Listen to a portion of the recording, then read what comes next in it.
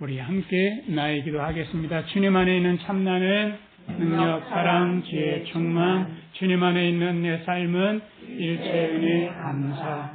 생각에 빠지지 않고 잘 보고 잘 듣습니다. 흔하겠지, 사랑에 행복하게 마음 나누기로 하나님께서 기뻐하시는 제사를 드립니다. 너 공감, 나 전달, 행함 있는 능력, 수고하는 사랑, 인내하는 지혜로 일단 해봅니다. 또 해봅니다. 아멘. 우리 말씀을 같이 보겠습니다. 사도행전 19장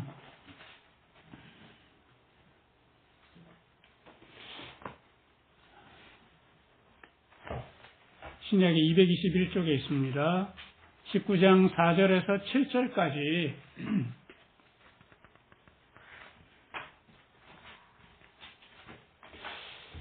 읽으면서 나는 예수를 믿으면서 성령 세례를 받았나? 를 한번 생각해 보시면서 읽으시면 좋겠습니다. 나는 예수를 믿으면서 성령 세례를 받고 방언도 하고 예언도 하나? 이게 오늘 함께 나눌 말씀입니다. 우리 같이 한번 읽겠습니다.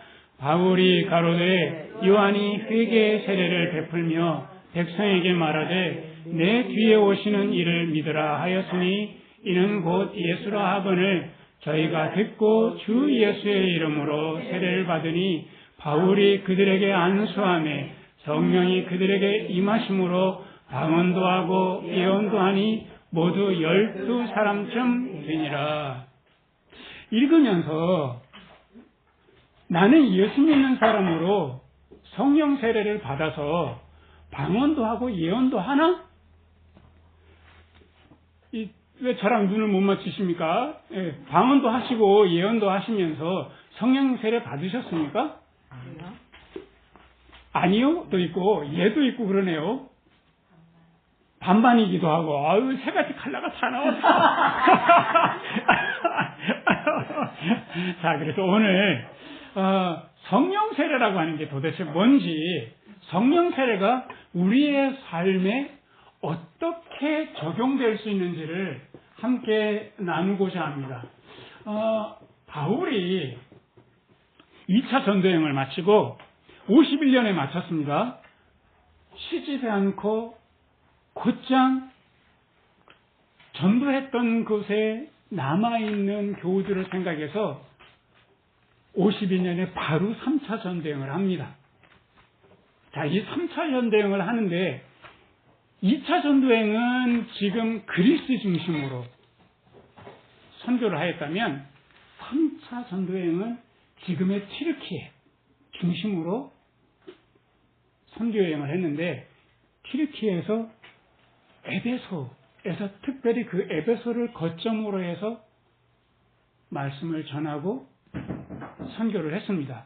근데 이 에베소에 가서 주님의 말씀을 전하는데 거기에서 어떤 제자들을 만났는데 이 제자들을 바울이 보호하니까 예수는 믿는데요. 그런데 이 성령 세례가 뭔지 모르는 것 같은 거예요. 그래서 이분들과 대화를 하는 가운데 당신은 예수 믿습니까? 네. 그런데 성령 세례 받았나요? 근데 성령이 뭐죠? 그러면 여러분들은 도대체 무슨 세례를 받았나요? 할 때, 네, 우리들은요, 요한의 세례를 받았거든요. 그래서 요한의 세례를 아는데 예수께서 베푸는 세례는 잘 모릅니다. 라고 할 때, 이 요한의 세례는 도대체 어떤 의미인가 하면요, 요한의 세례는 이 바리새인과 서기관들 이들을 앞에 두고 종교인들을 앞에 두고 너희들이 얼마나 하나님 앞에서 부패했는가 회개해라. 그리고 사회에 여러 가지 직업을 가지고 있는 군인들과 여러 사람들을 모아놓고 당신들의 사회학에 대해서 당신들은 회개에 합당한 열매를 맺으라 하고서 요한이 외쳤던 것은 회개의 세례입니다. 동시에 예수 그리스도께서 오실 텐데 예수 그리스도께서 오시면은 두 가지로 세례를 줄 것인데 하나는 불세례, 하나는 성령 세례를 주실 것이다 라고 이렇게 말씀하셨습니다. 그러니까 요한은 회개의 세례와 예수 그리스도께서 오시는 것을 준비하는 세례를 주었고요. 그 다음에 예수님의 세례는 성령을 통해서 베풀어지는 것인데, 그래서 바울이 그들에게 여러분들은 성령의 세례를 받았습니까? 할 때 아니요, 성령의 세례가 우리 뭔지 모릅니다 라고 할 때 그들에게 안수할 때에 그분들에게 어떤 일이 있었던가 하면 성령 세례는 반드시 함께 동반하는 것이 있는데 그것은 두 가지 은사와 함께 동반합니다. 무엇과 무엇이라고요? 네, 첫 번째는 방언입니다. 성령 세례가 있는데 방언, 두 번째는요 예언이 있습니다. 그래서 방언과 예언이 없는 성령 세례는 사실은 가짜입니다. 그래서 반반이신 분, 못 받으신 분들은 지금 깜짝 놀래가지고 화들짝 놀라서 나는 그럼 뭐지? 이렇게 놀라셔야 돼요. 놀라셔야 돼요.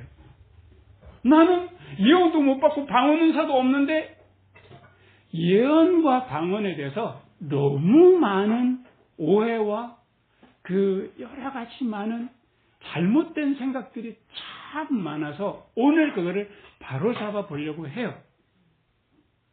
이 역사상 지금 보셔요. 바울이 이 말씀을 전할 때 이 성경, 신약 성경 말씀이 완성이 되었을 때였을까요? 아니면 막 성경이 써가는 단계일까요? 지금 바울이 3차 전쟁을 할 때 그때까지 바울이 딱 하나 제일 먼저 신약 성경을 썼는데 그게 데살로니가 전후서였습니다. 그러면요, 마테마가 누가 요한은 아직 안 써졌어요? 그게 제일 먼저 쓰여진 거 아닙니다. 신약 성경이 제일 먼저 쓰여진 것은 데살로니가 전후서가 제일 먼저 쓰여졌어요. 그 이후에 근 10년 안에 많은 성경들이 쓰여지게 되는데요.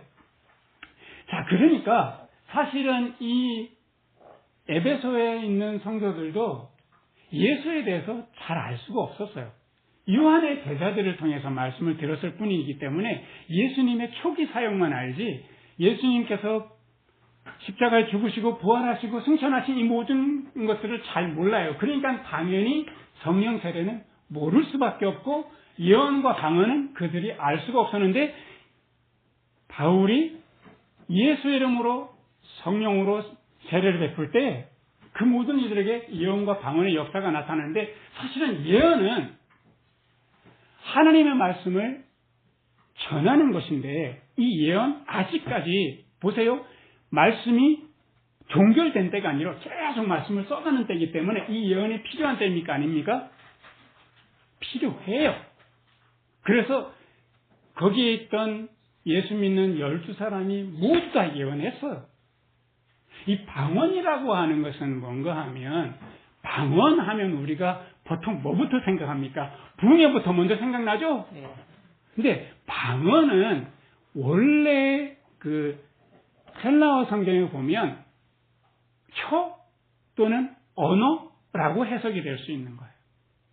근데 이거를 번역하면서 방언이라고 하는데 이 방자가 이상한 말이란 말이 아니고 사투리라는 말이에요. 지방 언어. 각각의 지방의 언어라는 말이에요. 그러니까 당시에 예수 믿는 사람들이 크게 두 부류였어요. 히브리인들이 예수 믿는 그런 유대인들이 예수 믿는 사람들이 한 부류가 있었고 히브리어를 쓰지 않는 헬라인들이 예수를 믿는 두 부류가 있었는데 두 부류가 함께 만나서 예배드리면 이게 예배가 되겠냐고 말이 안 통하는데 여기 만약에 투르크메니스탄 사람들이 와가지고 예배를 드리면 예배가 되겠냐고 뭐 하는지 짐작만 할 뿐이지. 그래서 그때 성령님께서 강한 역사로 서로 말과 말은 각기 자기들이 말하지만 각기 언어로 알아들었던 거예요. 이것이 꼭 기억하세요. 초기 복음이 전해지는 곳에는 어디나 이런 역사가 있었어요. 어디나 초기에 복음이 전해지는 곳에서는. 그래서 영국에서도 영국어 영어만 쓰지 않았어요. 처음에 전해질 때 웨일즈어도 같이 쓰거든요. 그러니까 웨일즈어 쓰는 사람과 영어를 쓰는 사람이 함께 말을 주고받았는데 알아들었다고 그랬어요. 우리나라에도 1960년대, 70년대 이럴 때 어떤 할머니가 너무 간절한 마음으로 외국 사람 많은데 복음을 전하고 싶은 거예요. 그래서 딱 예수입니다고 했는데 이분이 예스 한 거예요. 그리고 옆에 있는 영어를 잘하는 사람이 당신 알아들었냐? 할머니가 한국말로 했는데 다 알아들었다는 거예요. 무슨 말? 저 할머니가 영어 하지 않았어요? 라고 알아들은 거예요. 이런 역사가 있는 거예요. 이런 역사가 계속해서 우리나라에서 어디로 넘어가냐면 남미를 건너가고요. 남미에서 아프리카로 넘어가서 계속해서 지금 흐름이 이렇게 흘러가고 있는 중인 거예요. 그러면 보십시다. 초기 역사는 이랬어요. 그러면 그 다음에는 어떻게 할 거냐 이거예요. 그래서 이 방언과 예언 이것을 제가 무엇으로 예를 들고 싶은가 하면 우리가 밥솥에다가 밥을 해요. 그러면 처음에 제 밥솥이 열을 빡 받아요. 그러면 뭐가 막 올라옵니까? 김이 팍 칙칙칙 올라오잖아요. 그때가 초기 복음의 역사와 같습니다. 막 칙칙칙 하고 그게 없으면 절대로 생쌀이 변화가 안 돼요. 이게 변화시키는 강력한 힘이 필요하잖아요. 열에 강력한, 압력에 강력한 힘이 필요하잖아요. 그래서 그 힘으로 세게 하느님께서 성령을 통해서 예수 그리스도의 복음을 이 예언과 방언을 통해서 복음을 전하게 하는 거예요. 어디에나 다 마찬가지로 초기에는 그런 역사가 있었어요. 자, 그다음에 밥할 때 그 다음에는요. 칙칙칙 하고 난 다음에는 계속 불을 계속 세게 틀어놓으면 밥이 어떻게 됩니까? 예, 새까맣게 타버리죠. 그래서 그 다음에는 불을 확 줄이든지 아니면 적당한 시기에 불을 끄잖아요. 무슨 시간이 필요합니까? 단계가? 뜸들이는. 그렇죠. 뜸들이는 작업이 반드시 필요합니다. 그래서 뜸들일 때 그때 제대로 예언과 방언이 어떤 의미인지를 찾아가게 할 수 있어요. 처음 시작할 때는 우리 전쟁을 한번 생각해 봅시다. 전쟁 앞으로 할 때는 잠깐 생각 좀 해보고 우리가 지금 전쟁할지 말아야 할지 이렇게 토의해보고 이게 됩니까? 무조건 총칼 앞세고 진군해야 되잖아요. 그때는 정리가 안 돼요. 근데 만약에 점령을 했어요?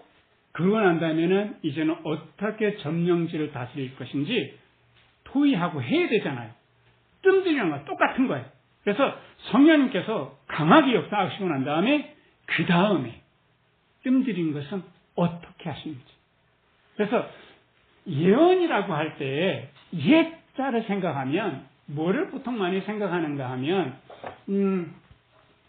미리 옛자를 많이 생각하잖아요. 미리 옛자 맞아요. 그래서 제가 열심히 한자를 연구했잖아요. 예언. 이 옛자가 두 가지 의미가 있어요. 미리 말씀을 전한다. 그래서 점쟁이들이 이 집에 삼재가 꼈어. 삼재를 잘 지나면 떡두꺼비 같은 아들을 낳을 거야. 이렇게 하는 예언. 이게 예언인지 아닌지 모르겠지만 미리 말하는 거, 미래에 대해서. 이런 예언도 있지만 그런데 우리가 은행에 가서 뭔 금을 합니까?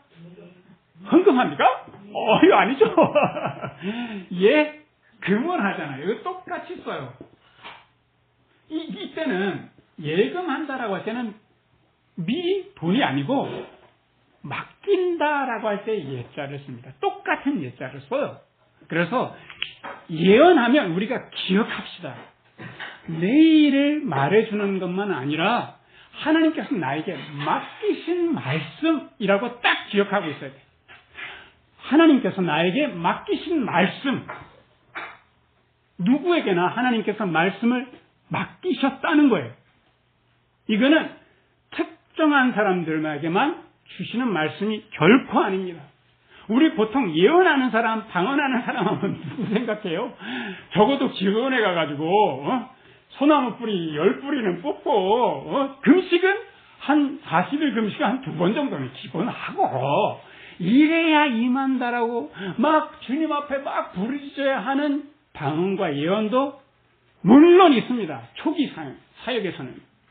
그렇지만 그때가 지나서 뜸들일 때는 반드시 기억해야 될 것은 예언은 무엇이냐? 하나님께 받은 말씀. 이거를 로마서 8장 5절을 말씀으로 하자면 생각이 두 가지 생각이 있어요. 영의 생각이 있고 죽이는 생각이 있는데 우리가 늘 나누는 말씀이에요. 육의 생각은 죽이는 것이고 영의 생각은 생명과 평안이니라 라고 하니까 여기서 말씀하시는 것은 예언이라고 하는 것은 영의 생각, 살리는 생각입니다. 살리는 생각. 내가 어떤 생각을 했는데 내 마음이 살 것 같아요. 그건 주님께서 내게 주신 말씀이에요. 어제도 탄핵이 딱 이렇게 무산되는 걸 보고 마음에서 화가 확 올라오고 막 치를 떨게 되는데 갑자기 제 마음에 고요함이 확 오는 거예요.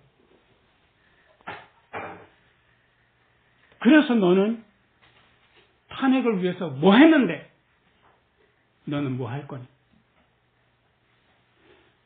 왜 남들이 뭔가 해주기를 기대하니? 너는 무엇을 했고 무엇을 할 거니?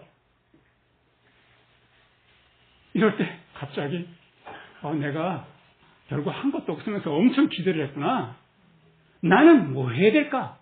라는 생각이 마음속에 딱 들으면서 주님이 이 세대를 이끌고 계시는 역사의 주인은 하나님이시지 하고 마음에 훅 이렇게 믿음이 들어오는 거예요. 알렉산더 대왕이 20대 때 유럽뿐만 아니라 아시아, 아프리까지 엄청난 대제국을 점령했어요. 근데 32살 때 갑작스럽게 죽습니다. 그리고 그 제국이 금방 와해. 그리고 칭기스칸이 13세기 때 그 넓은 몽골 땅만 아니라 중국도 점령했죠. 유럽으로도 진출을 엄청 많이 했죠. 그리고 한반도까지 내려왔어요. 어마어마한 몽골 제국이었어요. 그렇지만 칭기스칸도 영원히 할 수 없어요. 권불 10년이라고 했어요. 화무시비롱이에요. 꽃이 아무리 예쁜들 열을 가지 못하고 권력이 아무리 센들 10년을 못 가요. 그러면서 하나님께서 제게 주신 말씀은 너는 도대체 좌판이 우판이? 나는 역사를 나선형으로 이끌고 가고 있어요. 한 번은 오른쪽으로 한 번은 왼쪽으로 할 거야. 결코 오른쪽으로만 간 적도 없고 결코 왼쪽으로만 간 적도 없어. 그러면서 오른쪽 왼쪽으로 오고 가면서 역사는 서서히 진보하는 거야.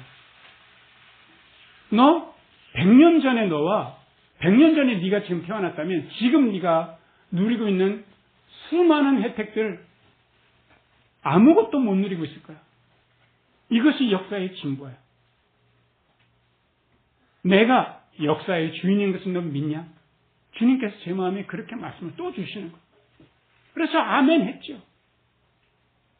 그래서 이 예언이라고 하는 것은 살리는 생각인데 이거는 과거에 대해서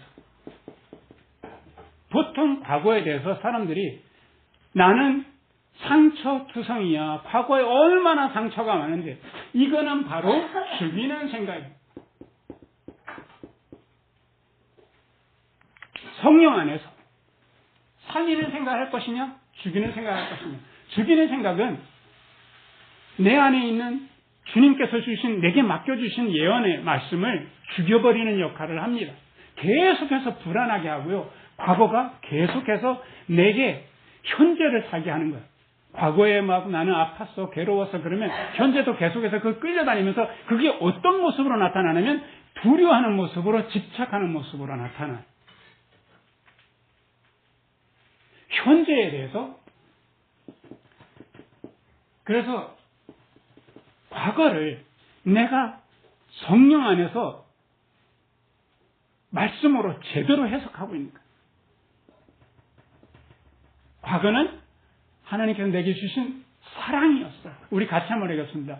과거는 내게 주신 사랑이었어. 내게 주신 사랑이었어. 이거를 믿는 것이 바로 살리는 생각입니다. 그리고 현재를 제대로 분별하는 거예요. 두려워서 어떻게, 화가 나서 어떻게, 그리고 거기에 머물러 있는 것은 사실은 죽이는 생각에서 올라오는 겁니다. 그러면 나는 무엇을 했으니 어떻게 할 것인가? 이렇게 해야만 제대로 우리가 분별할 수 있습니다.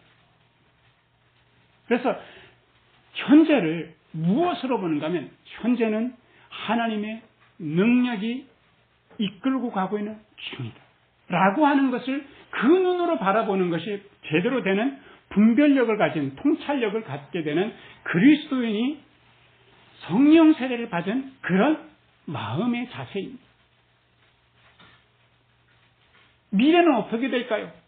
미래를 성령님께서 주시는 지혜로 미래를 바라보는 거예요.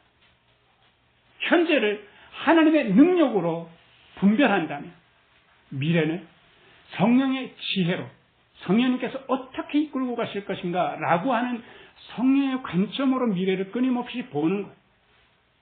이것이 바로 살리는 생각으로 예언을 받은 자의 모습입니다.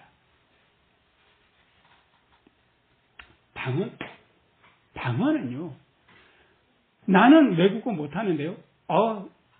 그래서 지금 사실은 외국어를 못해가지고 어떤 사람들이 이렇게 말해요. 영어 공부하는 게 너무 어려우니까 방언의 은사라도 받아가지고 그냥 후다닥 한 10년을 다 아끼면 얼마나 좋을까요? 우리 성령님 나에게 영어 방언의 은사를 주시옵소서. 있을 수 있어요. 저는 있을 수 있다고 생각해요. 이 할머니가 외국인에게 말씀을 전했는데 영어로 알아듣는, 근데 이 할머니는 분명히 영어 한 것이 아니라 한국어로 한 거예요. 방언에 두 가지 방언이 있어요. 이 사도행전에 성령님께서 막 강력하게 불로 역사하실 때 사도행전 2장에 보면 서로 난 곳 방언으로, 태어난 곳의 방언으로 말을 하는데도 알아듣더라고 했어요. 그래서 사람들끼리의 방언하면 뭐부터 생각하셔야 되냐면 소통을 생각하셔야 돼요. 각기 다른 헬라어와 히브리어가 같이 만나면 통하지 않는 불통이잖아요. 그런데 서로 다른데도 불구하고 소통이 되는 거예요. 사람들 간의 소통을 의미해, 말씀을 통해서. 두 번째는 고린도전서 14장에 보면은 바울이 사람들이 알아듣지 못하는 하나님과 나누는 방언이 있다고 했어요. 이거는 하나님과 소통하는 거예요. 그래서 사람과 소통하고 하나님과 소통하고, 사람들은 자기와 소통을 잘 못해서 자기와 소통하는 방법이 있어요. 어떻게 하나님과 소통하고 사람들과 소통하고 나와 소통하는가. 제가 누누이 이 세 가지 기도를 꼭 들으시라. 내가 소통하고 싶으면 세 가지 기도를 들으시라고 했는데 기억하시는지 모르겠습니다. 첫 번째, 아주 귀담아 들어야 돼. 하나님의 마음, 너의 마음, 나의 마음, 이거를 끊임없이 하나님의 마음이 어떤가요? 너의 마음이 어떤가요? 나의 마음이 어떤가요? 지금 탄핵 정국에 하나님의 마음이 어떤가요? 의원들, 국회의원들의 마음이 어떤가요? 국민들의 마음이 어떤가요? 나의 마음이 어떤가요? 하고 하나님의 마음, 너의 마음, 나의 마음을 끊임없이 기도하며 소통하게 하는 방언의 역사가 임한 거예요. 사람들은 자기 안에 갇혀 있어요. 그래서 방언을 할 수 없어요. 자기 생각 속에만 갇혀 있으면 방언의 은사를 아무리 성령께서 주셔도 쓸모가 없어요. 그래서 세례 요한이 예수 그리스도가 오시면 성령으로 세례를 주시는데, 예수 그리스도께서 주시는 세례는 두 가지 세례라고 그랬어요. 무슨 세례? 불세례와 성령 세례인데, 성령 세례는 이거예요. 살리는 생각과 소통인 거예요. 그러니까 예언은 뭐라고요? 살리는 생각, 방언은 소통하는 은사예요. 자, 그러면 성령 세례가 그렇다면 불세례는 뭔가 하면, 불의 역할은 뭡니까? 소각하는 것과 정죄하는 거잖아요.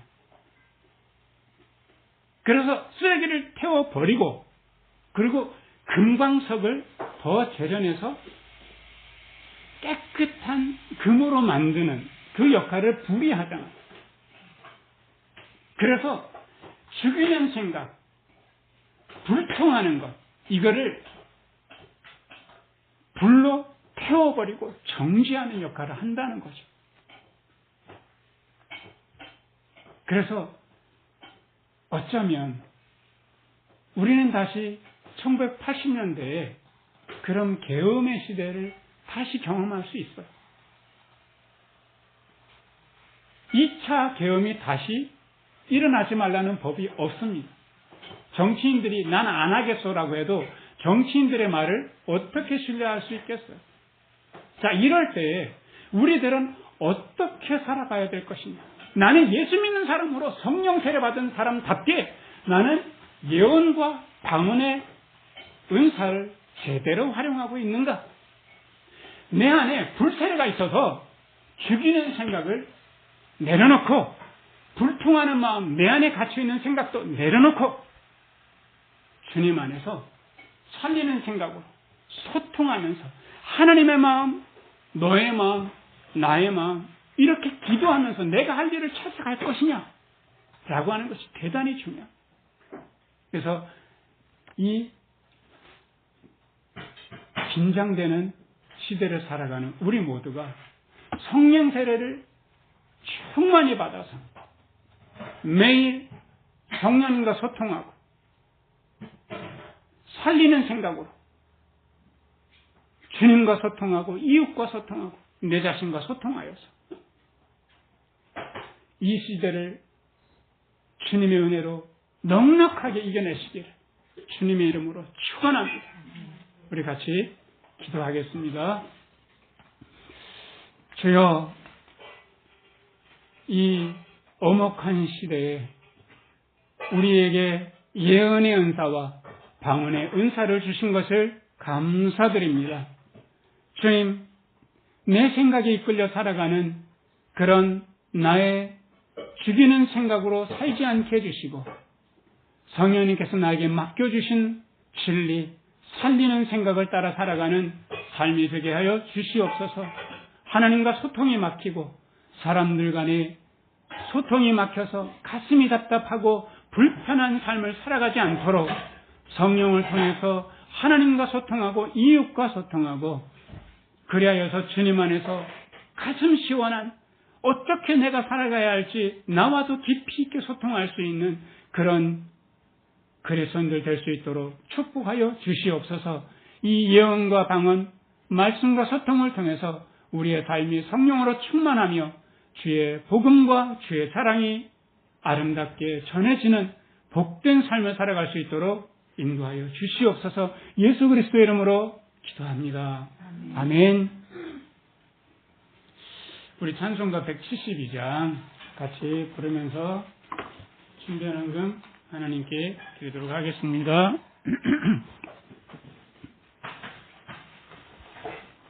찬송가 172장입니다.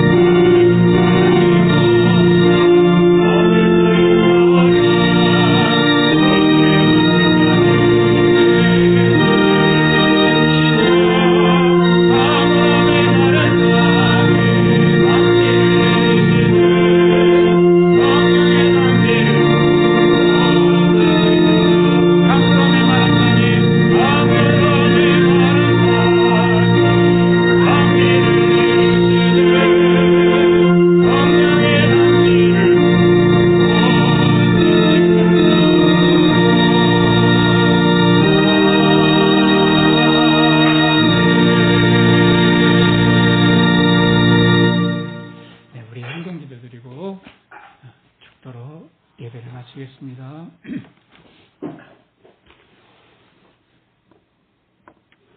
아무것도 아닌 우리들에게 하늘에 속한 말씀을 맡겨주시고 하나님과 이웃과 소통하는 이 귀한 은사를 주신 것 진심으로 감사드립니다. 이 땅에 살지만 이 땅에 속한 자가 아니라 하늘에 속한 자로 하늘의 기적과 사랑을 맛보며 살아가게 해주신 것을 감사합니다. 우리에게 사랑을 전달하는 이 귀한 하늘 대사의 역할을 맡겨주신 또한 감사합니다. 하나님께서 우리의 삶을 후히 주시고 은혜로 인도하신 은혜에 감사드리며 작은 예물을 드립니다. 주여 기쁘게 받아주시고 이 복음, 이 사랑이 널리 전하는데 귀하게 사용될 수 있도록 축복하여 주시옵소서. 이제는 우리 주 예수 그리스도의 은혜와 하나님 아버지의 사랑과 성령님의 인도하시고 역사하시는 그 은혜가 우리 교우들과 함께 계시기를 간절히 축원하옵나이다. 아멘. 감사합니다.